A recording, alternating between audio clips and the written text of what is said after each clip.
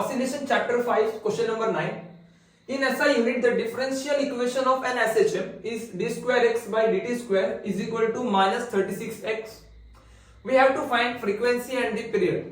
So available जो question है ये हमें बताया जा रहा है कि एक सिंपल हार्मोनिक मोशन है एंड आपको जो इक्वेशन दिया है वो उसका डिफरेंशियल इक्वेशन है और जो भी डिफरेंशियल इक्वेशन का डाटा होगा that is going to follow SI unit system. So जो भी आंसर आएंगे जो भी टर्म्स हम निकाल रहे हैं यानी कि फ्रीक्वेंसी निकाल रहे हैं या पीरियड निकाल रहे हैं. सो फ्रीक्वेंसी को एसआई यूनिट में हम हर्ट्ज बोलते हैं, यहाँ पे आपके लिए आंसर रखा है मैंने. एंड पीरियड को क्या बोलते हैं हम लोग यहाँ पे एसआई में, उसको हम लोग सेकंड में गिनेंगे. Time is measured in seconds. So available question में बोला है आपको कि ये डिफरेंशियल इक्वेशन है लेकिन इसका जो फॉर्मेट है मुझे सही नहीं दिख रहा है. आपके टेक्स्ट बुक में हमने पहले से इसको डिराइव किया है. स्टैंडर्ड फॉर्मेट कैसा होता है डिफरेंशियल इक्वेशन का. सो हमने d square x by d t square plus omega square x equal to 0 इसको डिराइव ऑलरेडी किया हुआ है. ये एक स्टैंडर्ड फॉर्मेट है. अवेलेबल क्वेश्चन के फॉर्मेट को हम क्या करेंगे, स्टैंडर्ड फॉर्मेट से कंपेयर करेंगे एंड बाद में हम इन टर्म्स को निकालने का अप्रोच लेंगे. सो इसको सॉल्व करने के लिए सबसे पहले यहाँ पे गिवन देख लेते हैं. गिवन क्या है हमारे पास, गिवन आ गया हमारे पास d square x by d t square is equal to minus 36x. So इसको थोड़ा सा सॉल्व कर लेते हैं हम लोग. एक काम कर लेते हैं कि d square x by d t square minus 36x को इस तरफ बुलाते हैं that is plus 36x is equal to 0. So ये जो मैंने फॉर्मेट बनाया है ये इससे मैच हो रहा है यानी कि हमारे स्टैंडर्ड फॉर्मेट से मैच हो रहा है. तो इस वजह से हम आगे क्या करेंगे, कंपेयर करेंगे इसको. ठीक है, यहाँ पे क्या करेंगे, इसको हम लोग कंपेयर कर लेते हैं. कंपेयरिंग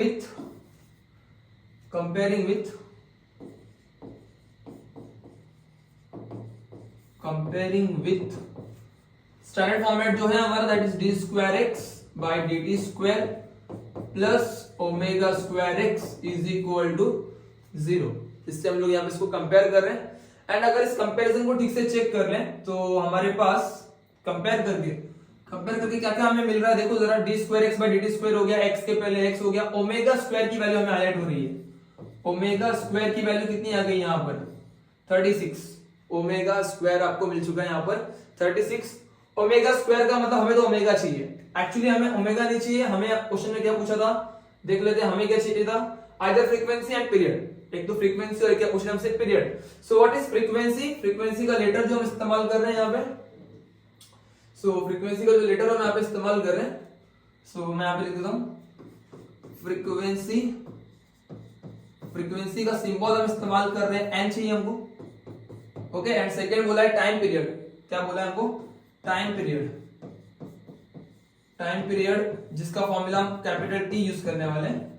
आप जानते हैं कि ओमेगा जो होता है दैट इज एंगुलर फ्रीक्वेंसी जो होती है वो असल में 2 पाई n होती है. अगर हम लोग ओमेगा को निकाल लें तो हम लोग n को भी निकाल ही लेंगे. ओके, सो n का फॉर्मूला हम लोग बाद में ओमेगा के फॉर्मूले से निकालेंगे. ठीक है, n हम कहां से निकालेंगे, ओमेगा की हेल्प से. तो हम यहाँ पे ओमेगा निकालने की अप्रोच पर है. जैसे ही ओमेगा मिलेगा वैसे हमको क्या मिलेगा, उसके बाद n मिलेगा. एंड n मिल जाने के बाद हम टाइम निकाल सकते हैं क्योंकि फ्रीक्वेंसी और टाइम का रिलेशन होता है t is equal to 1/n. So इस फॉर्मूले को आगे यूज करेंगे और अपना टाइम पीरियड भी हम यहाँ पे निकालेंगे. सो बेस्ड ऑन दैट अगर हम आगे बढ़े तो हमें यहाँ पर ओमेगा का आंसर मिलेगा. ओमेगा इज इक्वल टू कितना मिलेगा, 6 रेडियन पर सेकेंड ओमेगा का. ठीक है, सो हमारे पास यहाँ पर एंगुलर फ्रीक्वेंसी आ चुकी है यानी ओमेगा आ चुका है. अब ओमेगा की मिलने के बाद हम यहाँ पे निकालेंगे फ्रीक्वेंसी को. क्या करेंगे, हम यहाँ पे निकालेंगे फ्रीक्वेंसी को. So now omega is equal to 2 pi n and then what is value of omega, it's a 6 is equal to 2 pi n.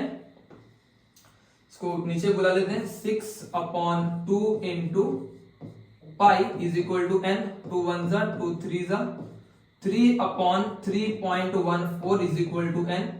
Either log table से कर लो या चाहते तो 22/7 पुट करके भी सॉल्व कर सकते हैं.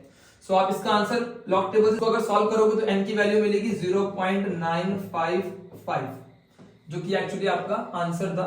चेक कर लेते हैं 0.955. ठीक है, यहाँ पे इन हर्ट्ज. आपको इसको लॉग टेबल से इसको डिवाइड कर लेना है.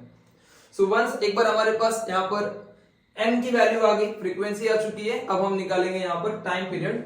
सो time period is equal to 1/n time period is equal to 1/n. So what is value of n? T is equal to value of n is 0.955 and again आपको फिर से reciprocal से या तो लॉग टेबल से इसको solve कर लेना रेसिप्रोकल लेकर के. सो इसका आंसर मिलेगा 5 time period is equal to आपको मिलेगा 1.05 सेकेंड्स. सो इस तरीके से यहाँ पर इन दोनों टर्म्स का आंसर आप टैली कर लोगे.